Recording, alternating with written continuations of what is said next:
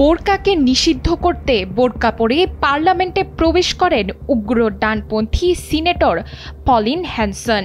বোরকা পরে পার্লামেন্টে প্রবেশের সঙ্গে সঙ্গেই সভার কার্যক্রমে তীব্র বিশৃঙ্খলা ও ক্ষোভের সৃষ্টি হয়। পলিনের বিরুদ্ধে ধর্ম অবমাননা ও বর্ণবাদের অভিযোগ তুলে ক্ষোভে ফুঁসে ওঠেন অন্যান্য আইন প্রণেতারা।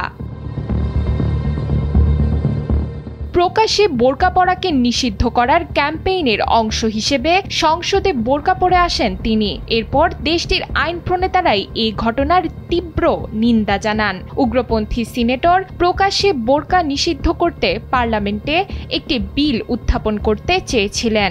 এতে ব্যর্থ হয়ে তিনি বোরকা পরে পার্লামেন্টে প্রবেশ করেন। তার এই কর্মকাণ্ড মুসলিম আইন প্রণেতাদের জন্য বর্ণবিদ্বেষী হিসেবে সমালোচনা শুরু হয়। তীব্র নিন্দা সমালোচনার মুখে বোরকা খুলতে বাধ্য হন কট্টরপন্থী এই সিনেটর। অশোভনীয় আচরণের দায়ে পার্লামেন্ট থেকে 7 দিনের জন্য বরখাস্ত করা হয়েছে তাকে। অস্ট্রেলিয়ার পররাষ্ট্রমন্ত্রী পেনি অং জানিয়েছেন, সিনেটের হ্যানসনের বিদ্বেষপূর্ণ লোক দেখানো কাজ আমাদের সমাজের বন্ধনীকে ছিন্ন ভিন্ন করেছে। আমি বিশ্বাস করি তার এই কাজ বিশ্বব্যাপী অস্ট্রেলিয়াকে দুর্বল করেছে। তার এই কাজের জন্য অন্যদের খারাপ পরিণতির মধ্যে পড়তে হবে।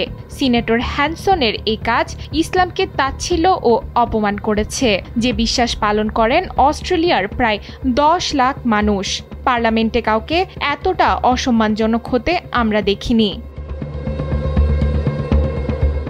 পার্লামেন্টে বোরকাকে অপমান করা এই নারী সিনেটর তার কাজের পক্ষে সাফাই গেয়েছেন।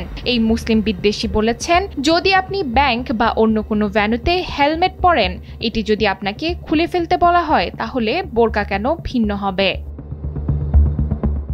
ডেস্ক রিপোর্ট, সময়ের আলো।